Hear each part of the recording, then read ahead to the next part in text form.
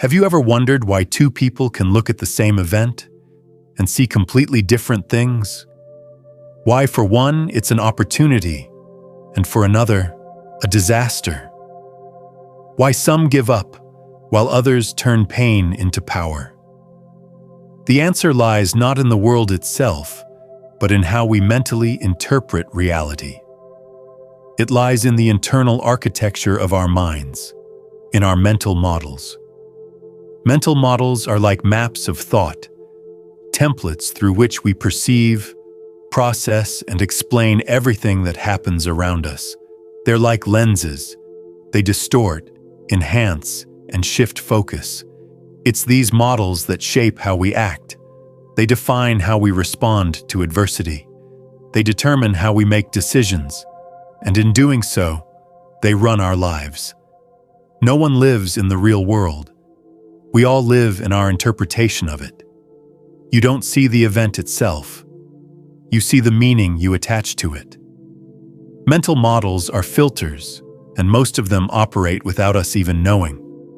Cognitive distortions begin forming in childhood. They're built from culture, family, personal experience, and society. When you were told as a child, "Don't stand out. Work like everyone else. The world is dangerous," you began to build your beliefs around those words. And that's how your first mental model was formed. A model of fear, a model of submission. Later, school, media, and society added more. Success means money. Happiness is approval. Purpose is career. And before you realize it, you're not living by your inner compass, but by someone else's map. A map that has no place for you. The danger of these models? They're invisible. They run silently in the background. They don't ask for logic. They replace it. When someone says, "I can't. This isn't for me," that's just how life works. That's not truth. That's a mental model speaking. So when crisis strikes, instead of evolving, you shrink. You run. You shut down. You blame. Why?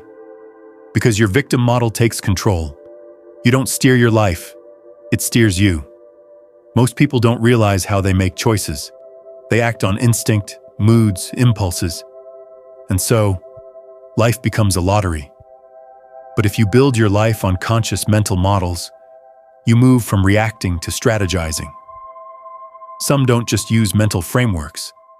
They build entire lives around them. Systematic, cold, rational. One of them is Ray Dalio, legendary investor, founder of Bridgewater Associates. He didn't just invest, he thought differently. In his book Principles, he writes, "Pain plus reflection equals progress." Every mistake was not a failure to him, but data, a signal of flaws in the system. Each error, a chance to improve the model, to eliminate distortion. What mattered to him wasn't winning in the moment, but thinking right over time. That's how he created a culture of radical truth and transparency in his company, where no one reacts emotionally. They think in principles. That's architect thinking, not soldier, not victim, not follower, but someone who designs their life like a system. Let's name 5 mental models that quietly rule over millions of lives. Scarcity, I don't have enough. Fear, it's safer not to try. Perfectionism, either perfect or nothing. Procrastination, let me prepare more first. Approval addiction, what will they think? Each one is a trap. You think it's common sense, but it's just limitation. As Charlie Munger once said, to change behavior, you must change the models it runs on. Let's try replacing each one with a liberating model. Anti-fragility. I grow from hardship. Experimentation. I test to understand. Discipline. I act, regardless of emotion. Service. I live to be of use. Reality. I see things as they are. Each one is clean code. They bring structure without chains. People who use strong models aren't stronger by nature. They just live in a different reality. They don't move from habit. They move with purpose. Remember the story of Miyamoto Musashi, the undefeated Japanese swordsman. He never lost a duel, not because he was stronger, but because his model was brutally simple. Everything is training. Every fight, every moment, every experience was a chance to strengthen his spirit.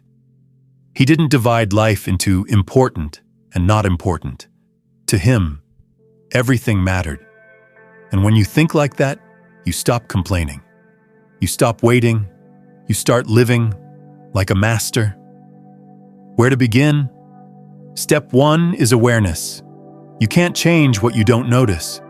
Ask yourself, what do I believe about money, about myself, about the future?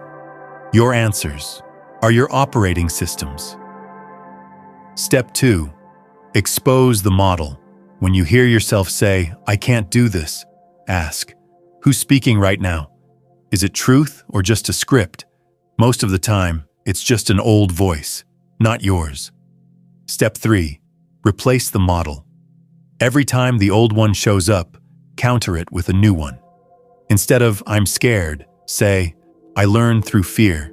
Instead of I'm not ready, say I act and grow. This is how you rewire your mind, bit by bit. Another important key? Mental asceticism. It's a path, a commitment to strength and stillness. It's asceticism of the mind. You say no to automatic reactions. You don't follow every emotion. You choose thoughts, like a warrior selects weapons. This inner work is invisible.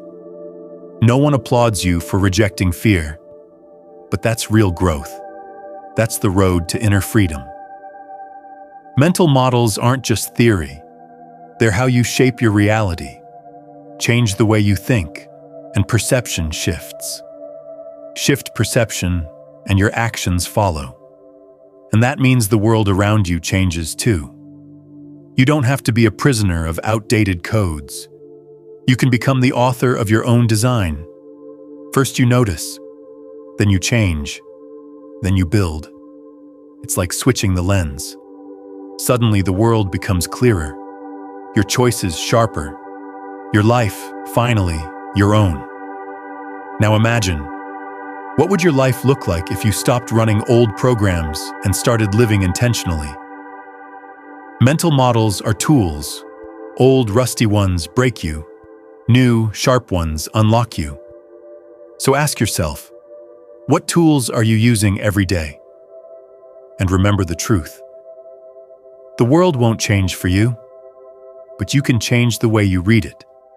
That's your power, your light, the compass that keeps you moving forward. Everything you need is already within you. You just have to see it and choose.